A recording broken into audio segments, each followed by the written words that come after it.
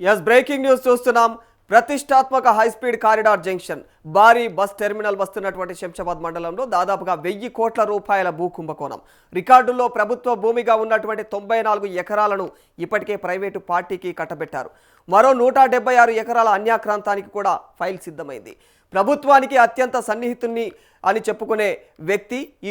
భూ కుంభకోణం వెనుక ఉన్నట్లయితే సమాచారం తెలుస్తుంది ప్రభుత్వ మద్దతు నాకుంది నీకెందుకు నేను చూసుకుంటా అంటూ ఆయన ఇచ్చినటువంటి భరోసాతో ఈ భూములకైతే సంబంధించి రెవెన్యూ కార్యదర్శి ఇక సీసీఎల్ఏలు కూడా ఇవ్వాల్సినటువంటి ఉత్తర్వులను స్థానిక తహసీల్దారే ఇచ్చేయడం గమనార్హమని చెప్పుకోవాలి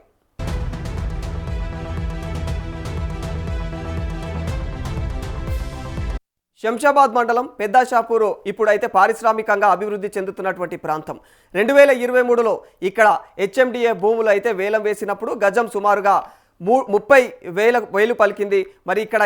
ఎకరా ధర అయితే ప్రస్తుతం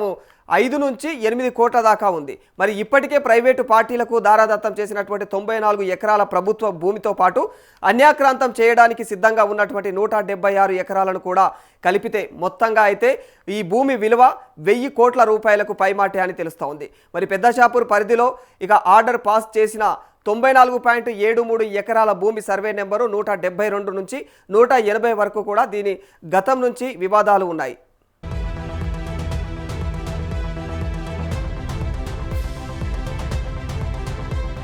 ఇది ప్రభుత్వ భూమిగా రికార్డుల్లో ఉన్నందున దీనిపైన నిర్ణయం తీసుకోవాలంటే ప్రభుత్వ స్థాయిలోనే జరగాలి ప్రైవేటు వ్యక్తులు ఆ భూమిని క్లెయిమ్ చేస్తే కలెక్టర్ ద్వారా తహసీల్దారు ఆ విషయాన్ని ప్రభుత్వం దృష్టికి తీసుకువెళ్ళాలి కానీ ఈ కేసులో శంషాబాద్ తహసీల్దారే సీసీఎల్ఏ అవతారం ఎత్తారు మరి తన వెనుక ఒక సొసైటీ వైస్ చైర్మన్ ఉన్నారనే భరోసాతో బరితెగించినట్టు తెలుస్తోంది మరి ఈ భూములను ఒక పార్టీకి కట్టబెడుతూ ఉత్తర్వులు కూడా ఇచ్చేశారు మరి ఈ ఏడాది ఫిబ్రవరి 28న ఇక ప్రొసీడింగ్స్ జారీ చేశారు ఇది రెవెన్యూ వర్గాల్లో చర్చనీయాంశంగా మారిపోయింది దీనిపైన కోర్టు నుంచి ఇప్పటి వరకు ఫైల్ డిగ్రీ కూడా రాలేదని చెప్పేసి అయితే తెలిసినా కూడా కోర్టు పేరు చెప్పి ఉత్తర్వులను అయితే ఇవ్వడం పైన చర్చ జరుగుతోంది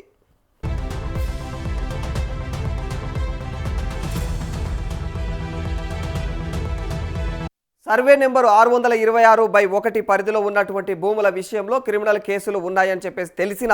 ప్రైవేటు వ్యక్తులకు లబ్ధి చేకూర్చేలాగా తహసీల్దారు వ్యవహరించడం పైన అయితే రెవెన్యూ ఉన్నతాధికారులు ఇక విస్మయం వ్యక్తం చేస్తూ ఉన్నారు మరి ఇక CS7 పరిధిలో లేని భూములను సైతం ఆ పరిధిలోకి తెచ్చి అడ్డగోలుగా ప్రైవేటు వ్యక్తులకు కట్టబెట్టేలాగా నిర్ణయాలు తీసుకుంటూ ఉన్నారని మరి ఈ విషయంలో ఏకంగా పై అధికారులను కూడా లెక్క చేయకుండా తహసీల్దార్ వ్యవహరించారని చెప్పేసి సమాచారం తెలుస్తుంది